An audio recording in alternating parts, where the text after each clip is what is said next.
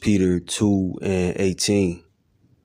Servants, be subject to your masters with all fear, not only to the good and gentle, but also to the froward.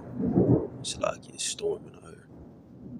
1 Peter 2 and 18. Servants, be subject to your masters with all fear, not only to the good and gentle, but also to the froward. So whether your master, is good and gentle, or he has a more aggressive approach, like a pie may that I mentioned, just know that the end goal is the same. As I spoke on the breaking period, maybe you need a more aggressive master.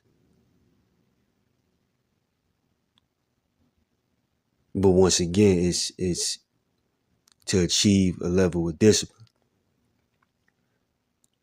And that level of discipline, it's not something that you may achieve quickly. You're learning.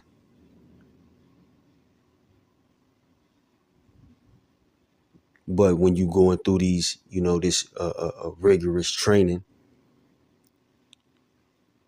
just keep your focus on the end goal, which is to make you better.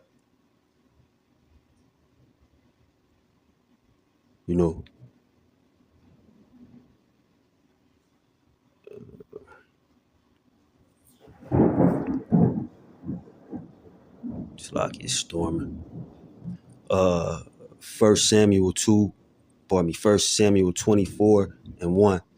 And it came to pass when Saul was returned from following the Philistines, that it was told him, saying, behold, David is in the wilderness of En-gedi.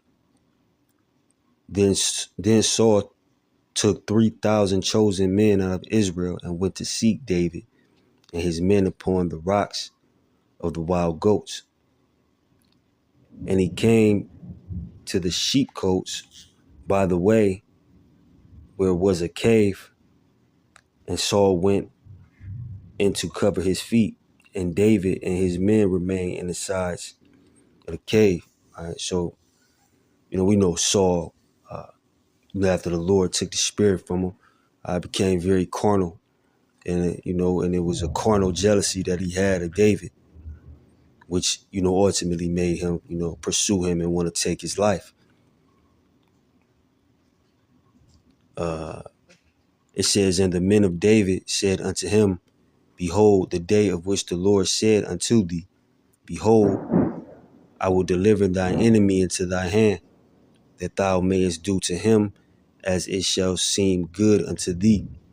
Then David arose and cut off the skirt of Saul's robe privily. Right. Now King David had him dead to rights right there. He could have, put Saul to death. Although he had that weapon, he still remained disciplined. All right. And it came to pass afterward that David's heart smote him, because he had cut off Saul's skirt. So even, he didn't hit his flesh with the sword, but even the fact that he did that, his conscience, was conflicted, if you will. And he said unto his men, the Lord forbid that I should do this thing unto my master, the Lord's anointed, to stretch forth my hand against him, seeing he is the anointed of the Lord. So even though David had him dead to rights, like I said, he still remained disciplined.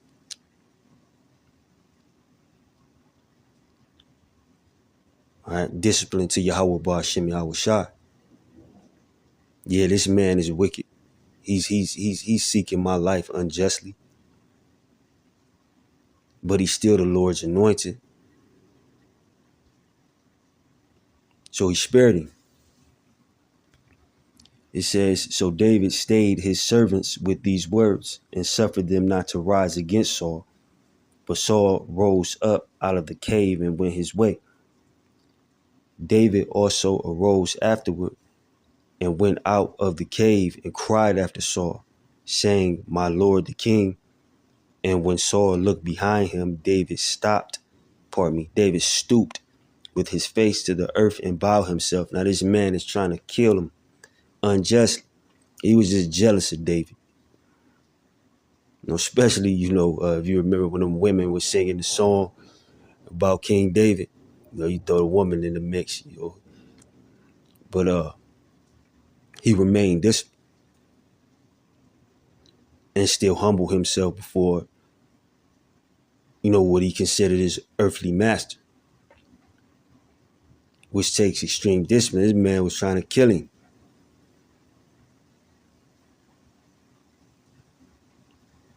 And David said to Saul, "Wherefore hearest thou men's words, saying, Behold, David seeketh thy hurt? Behold, this day thine eyes have seen how the Lord have delivered thee into my hand in the cave, and some bade me to kill thee. But my eye spared thee, and I said, I will not put forth my hands against my Lord, for he is the Lord's anointed." He still stayed in this position.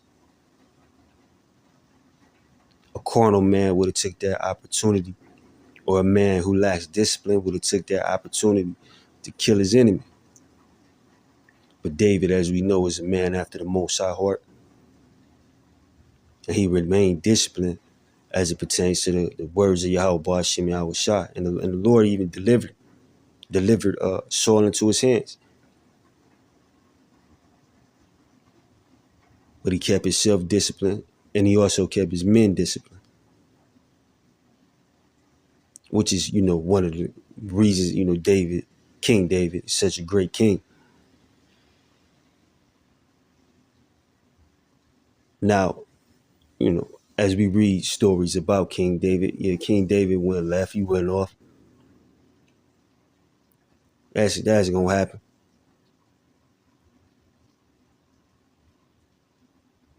But King David didn't have no malicious heart. He just, we all wrapped in his flesh.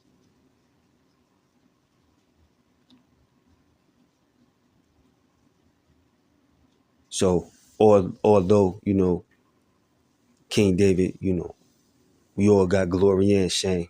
King David went off before the Lord continued to have mercy on him. He punished him, but he continued to have mercy on him because of his reverence of Yahweh Ba'ashem Yahweh Shah as being one of the examples of that. Even though this man is unjustly after my life, he is still the Lord's anointed. He the king. All right. 1 Timothy 6:1, let as many servants as are under the yoke count their own masters worthy of all honor, that the name of the Most High and his doctrine be not blasphemed. All right. Which King David was an example of that, still honoring him. He bowed to the man, knowing he was seeking his hurt.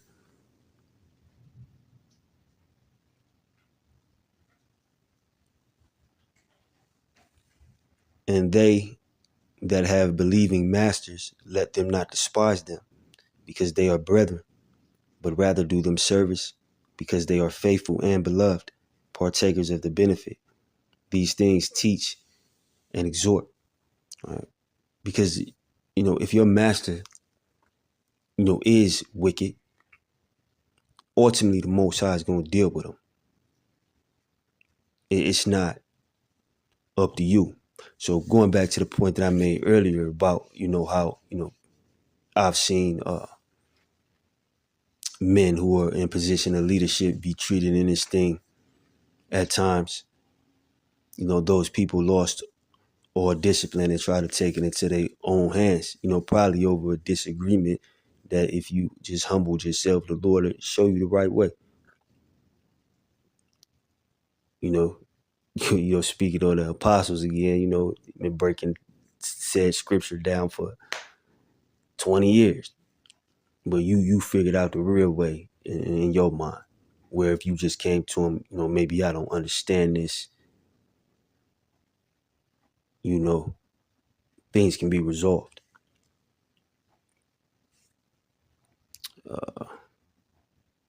Colossians 3:22. Servants, obey in all things your masters according to the flesh, not with eye service as men pleasers, but in singleness of heart, fearing the Most High. All right. Going back to the example, King David, he feared harming Saul, ultimately because he feared Yahweh Hashem Yahushua. He didn't want to make the wrong decision. And that lack of fear of those that may be put, or not maybe, but are put in position above you to lead you and be a master unto you. All right. Not fearing them is not fearing Yahweh Hashem Yahushua. Once again, Most High gonna get rid of anybody wicked, with that maliciousness in their heart. Not a man that make an honest mistake. I'm not saying, if someone's in a position of leadership and they make a mistake, you need to forgive them how you want the Lord to forgive you. But that malicious leader, as we seen that as well, he's gonna get taken out of position anyway. Just like Saul got took out of position. Colossians 4:1, masters, give unto your servants that which is just and equal, knowing that ye also have a master in heaven. There you go. Because if they malicious with you, that's them lacking fear of the Lord as well.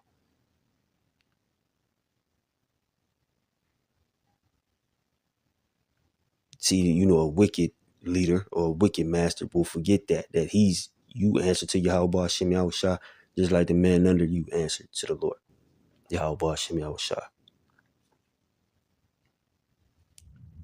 So I'm not speaking on anything specific, but if you were in that situation or come across that situation, just be patient and know that the Lord is going to do away with all evil, especially within his house.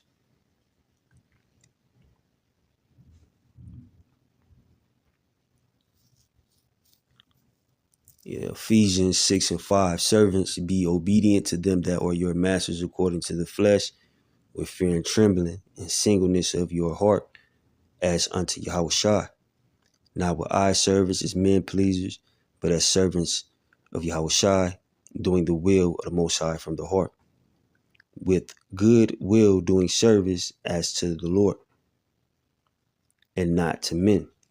Right? Once again, because ultimately we all answer to Yahweh, Bashem Yahushua.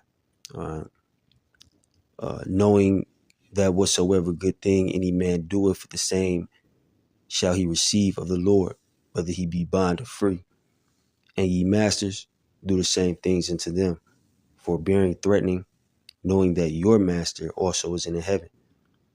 Neither is there respect of any person. So just because, you put in position, the Lord judge you like you judge those who are beneath you. All right. Finally, my brethren, be strong in the Lord and in the power of his might. Put on the whole armor of the Most High, that ye may be able to stand against the wiles of the devil. See, this is what your master, is, preparing you for. Going back to the Kill Bill training with Pai Mei, it was to equip her, with everything she needed to fight the battle that she needed to fight. And through Yahweh Hashem Yahushua, this is what we are being equipped with. All right, these are the weapons, the spiritual gifts. It says, for we wrestle not against flesh and blood, but against principalities, against powers, against the rulers of darkness of this world, against spiritual wickedness in high places. And we can't defeat, the principalities, the powers, the rulers of the darkness of this world, and their spiritual wickedness with carnality, Although I've mentioned weapons in the video, our weapon is spirituality, that discipline.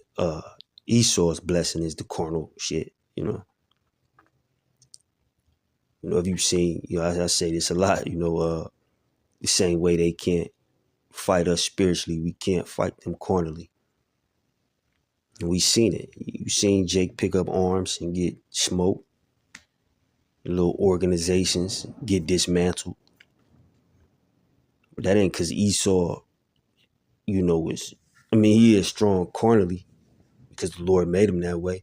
But the Lord break that up because that ain't how you get him up out of here.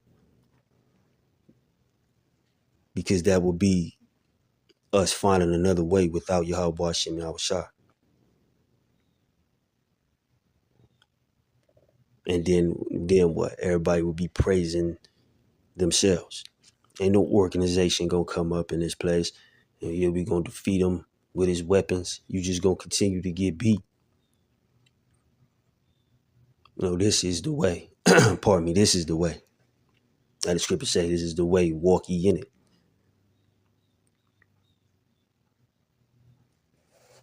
It says, wherefore take unto you the whole armor of Yahweh Ba'ashem Yahushua, that ye may be able to withstand in the evil day, and having done all to stand. Stand therefore, having your loins girt about with truth, and having on the breastplate of righteousness, right, not carnal weapons, and your feet shod with the preparation of the gospel of peace. Above all, taking the shield of faith, wherewith ye shall be able to quench all the fiery darts of the wicked, and take the helmet of salvation